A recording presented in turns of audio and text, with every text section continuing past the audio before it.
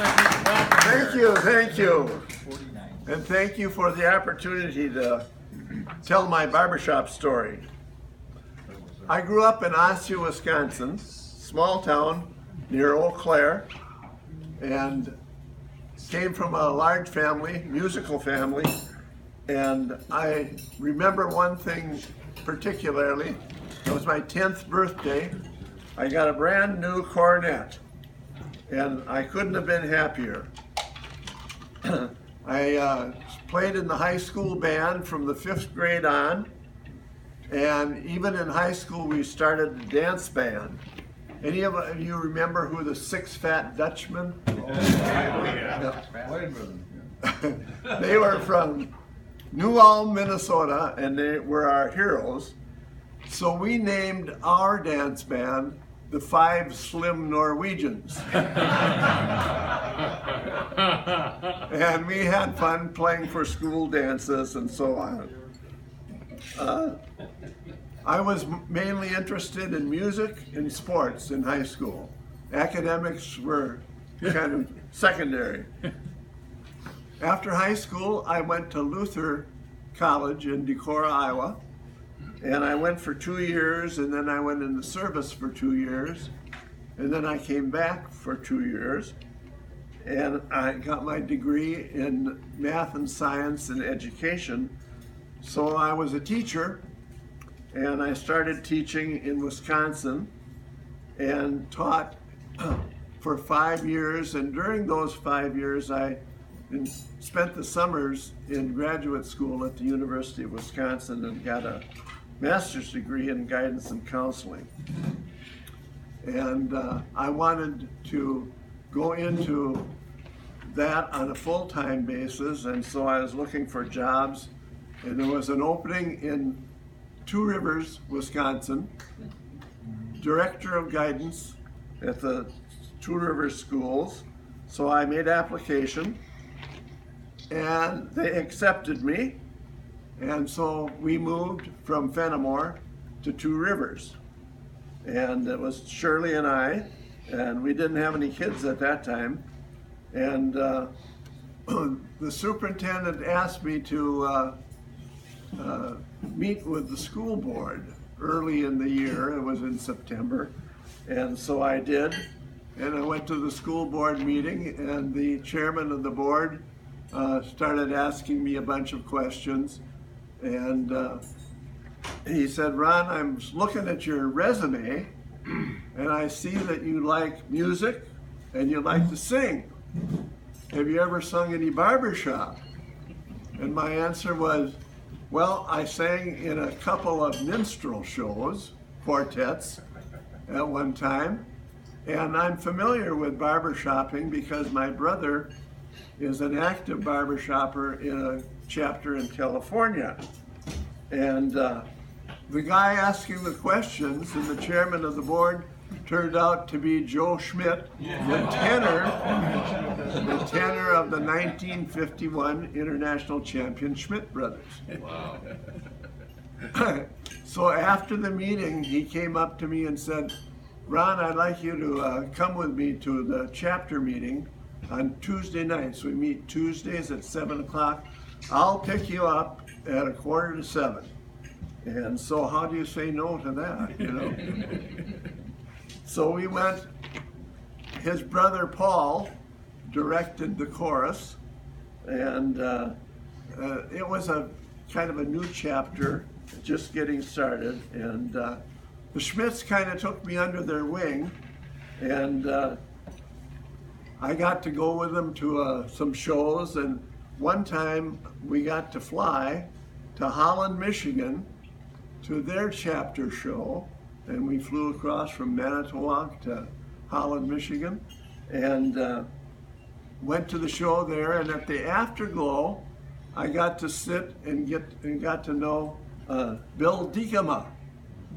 And I don't know if you know who Bill Diekema is, but he wrote "Keep America Singing," and he was a member of the Holland, Michigan chapter. So that was kind of exciting. The Two Rivers chapter was kind of a fledgling, but we started having chapter shows, and in 1965, the Two Rivers chapter featured the headliner quartet, the Hut Four. And I got to go to the airport in Manitowoc and pick them up, and I also got to take them back after the afterglow to their plane. And so that was my first contact with the Hut Four. I sang in a quartet. My first quartet was a chapter quartet in Two Rivers, and we called ourselves the Liars Four. And the reason we did that is after our chapter meetings, we'd all adjourn to Kurtz's Bar, which was right next door, and carry on there for 2 or 3, 4 more hours. And we changed the spelling of the Liars to L-Y-R-E-S and give it a little more of a musical connotation. But then I decided that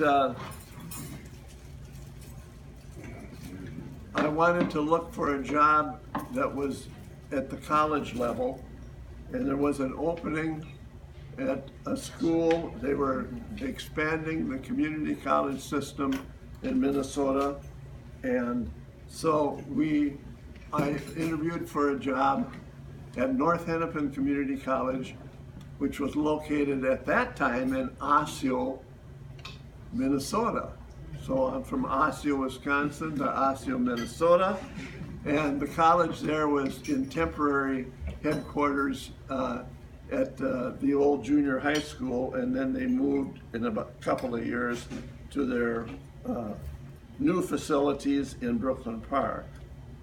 So it didn't take me very long to join the Minneapolis chapter, and I transferred my membership. And going to my first chapter meeting, I saw an old friend. Harold Elring was the director of the chorus, and Harold and I played on the Luther College golf team in 1953. No. Yeah. So, getting started with the Minneapolis chapter, we met down at the Old Elks Club, and I sang in 3 different quartets there. The first one was called the Lake State Four, and that had Bill Shaw Sr. singing lead, and Norris Celine bass, and Orv Haugen tenor, and I sang baritone. Then next, I sang in a quartet, the Drifters. That's when Norm moved to Minneapolis, and Norm sang bass, and Dick Plaisted sang baritone, Jim Johnson lead, and I switched then from baritone to tenor. And then in 1972, Norm and I got the Roadrunners going, and Norm sang bass, Wiley Meninga sang bari, and Ron Stong sang the lead, and I sang tenor.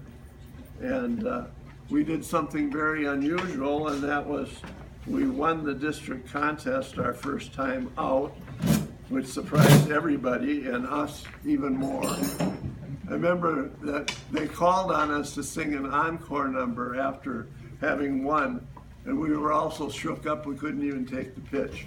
So we had to dismiss ourselves from that. But in addition to the winning the district, a couple years later, we won the Minnesota State Fair Amateur Talent Contest. So that gave us a lot of impetus to keep going. They liked us at the fair because the next year, part of the contract was that we sang 6 days at the state fair, and they let us continue to do that for 2, 3, 4 years after that. So that was a great gig. I want to tell one story about the Roadrunners and a job that we had, and that was in January of 1974, we got an interesting booking from our private agent. Who was our agent? I think it was Harry Habata. Is that right? Harry Habata. But anyway, it was to sing for a private party at Little Jack's Cafe. Remember that one? Yeah. Little Jack's Cafe in northeast Minneapolis on Sunday, January 13th, 1974. Anybody remember that date and what they were doing? That was my birthday. It's your birthday? That was my birthday, but I wasn't there. Well, anyway, that was Super Bowl Sunday. Oh. Super Bowl Sunday, January 13th, and the Vikings were playing the Miami Dolphins in Houston, Texas. Super Bowl 8 it was. And we found out later that we were not the only quartet invited to the party. The other quartet was from Florida, from Miami, Florida, and their name was the Suntones. So it was like the Vikings and the Roadrunners versus the Dolphins and the Suntones. Wow. So that was really an experience to have, because we were singing and got to sit with and get to know and chat with our heroes, the Suntones. A thrill it was. And by the way, the Dolphins won the game 24-7. So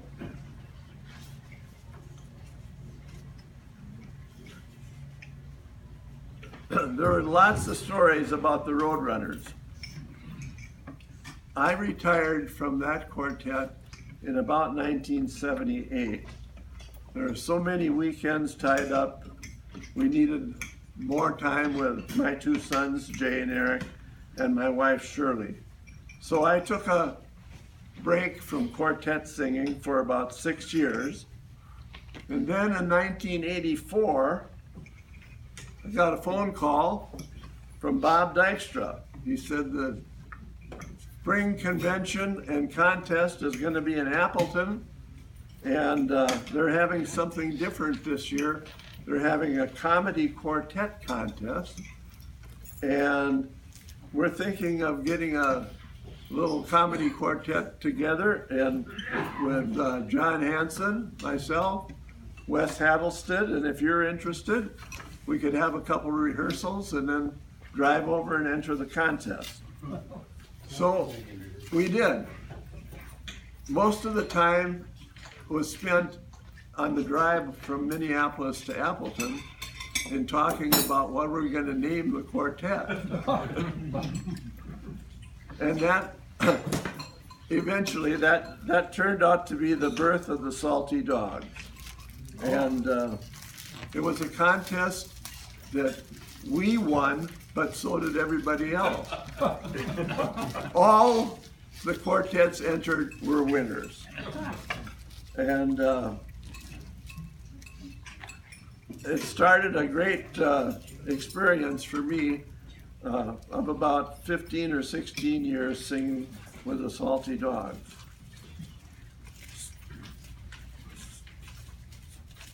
In the year 2000, I and my wife decided that we wanted to move out of the hustle and the bustle of the suburbs of Minneapolis. So we found a place in Red Wing, Minnesota, and moved in 2000. So that was kind of the end of my official quartetting experience, except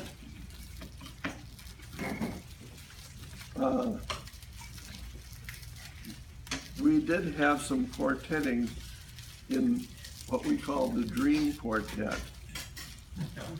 The Dream Quartet started in about 1990, with Kleshol, Dykstra, Donnie Sunt, and me. We would line up a golf game at various courses, and each time one of us was designated to provide the fixings for our after golf party. And after Donnie passed, Jim Angel took his spot, and we continue to meet once a month, and the quality of the golf has deteriorated just a bit. Now we only play 9 holes, but the after golf continues to be at a very, very high level. So I wanted to sum this all up, and what has Barbershop meant to me? Really everything. Friendships and camaraderie, which lasts for a lifetime. The quartet relationships have been extra special.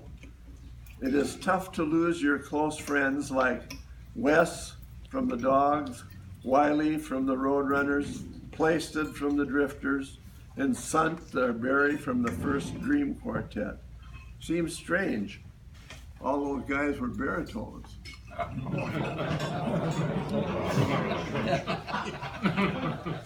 So thanks for having me and letting me share my story. Thanks also for all of you guys and your good work that you do for barbershopping. Continue your good work in helping Bill Dekama's quest, his quest to keep America singing. Good job.